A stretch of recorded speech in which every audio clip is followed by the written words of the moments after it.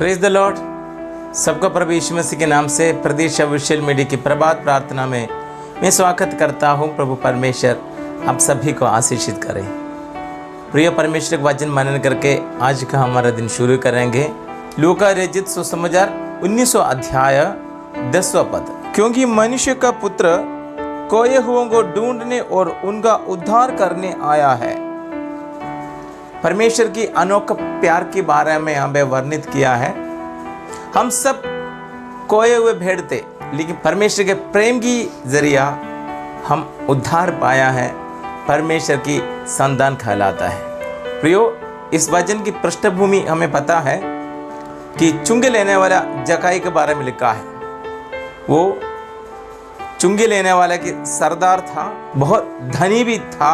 वो एक दिन ऐसे चाहता था कि यीशु को देखना है, परंतु भीड़ के कारण उनका यीशु मसीह के पास पहुंच नहीं सकता था, क्योंकि वो नाटा भी था। यीशु मसीह आने का रास्ता पे एक पेड़ था, वो गुलूर का पेड़ पर चढ़ गया है। यीशु मसीह उस पेड़ के सामने आकर ऐसे कहा था कि हे जक्कई, झट उतरा, क्योंकि आज मुझे तेरे घर में रहना अवश्य है। देखो, वो चुंगी लेने वाला है, चुंगी लेने वाला का सरदार है, सब लोग उनको डरता है, लेकिन यीशु मसीह ने बोला था कि उनके घर पे रहना अवश्य है। प्रिय, मैं एक महत्वपूर्ण बात आप लोग के सामने रखना चाहता है इस वचन के द्वारा।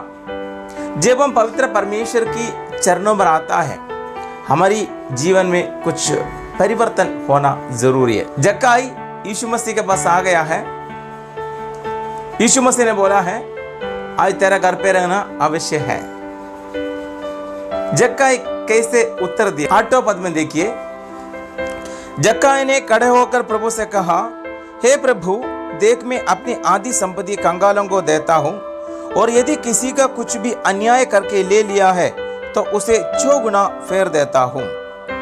यीशु मसीह ने कभी भी जक्कई से नहीं कहा था कि तू पापी है, अन्याय किया है, पाप किया है, कुछ भी नहीं बोला है। एक ही बात यीशु ने कहा था कि आज तेरे घर पे रहना अवश्य है। जक्कई जब यीशु मसीह के पास आ गया है, उनके जीवन में जो अब तक कर रहा था, उनको पता चल गया है ये पाप था, पाप की रास्ता से चल रहा था। अपनी गलती उनको समझ गया है, अंगीकार किया अपने पाप, अपना आधा संपत्ति कंगालों को देता हूं। और ये भी कहा था कि और यदि किसी का कुछ भी अन्याय करके ले लिया तो उसे 6 गुना फेर देता हूं। देखो, एक मन फिरा व्यक्ति को हमें यहाँ पे देख सकता है। जब हम पवित्र परमेश्वर की उपस्थिति में आते प्रियो, अपने जीवन में, हमारे जीवन में एक परिवर्तन होना जरूरी है। अगर प्रभु की उपस्थिति में आ गया है, परमेश्वर का उपस्थिति हमने अनुभव किया है, हमारे जीवन में कोई बदलाव नहीं है, कोई परिवर्तन है, तो हमारा आत्मिक जीवन, हमारी आराधना, हमारी प्रार्थना, हमारी मसीही जीवन सब कुछ व्यर्थ हो जाएंगे। प्रियो, जब प्रभु की उपस्थिति में आते हैं, जब पवित्र परमेश्वर की उपस्थिति में अनुभव करते हैं, अपने गलतियों को समझना है, छोड़ना है, मन फिरा के परमेश्वर की चरणों पर आना है, क्योंकि खोए हुओं को ढूंढ कर उनको उद्धार देने के लिए परमेश्वर आया है। आइए हम प्रार्थना करेंगे। स्वर्गीय पिता, हम आपका धन्यवाद करते हैं प्रभु जी, पवित्र हाथ में एक और बार समर्पित करते हैं। आज सुबह आपने दिया हुआ अनुग्रहित वचन के लिए हम धन्यवाद करते हैं पिता। आपकी इच्छा पर, आपकी योजना से अनुसार आगे बढ़ने के लिए हमें समर्पित करते हैं। यीशु मसीह के नाम से मांगते हैं, आमीन।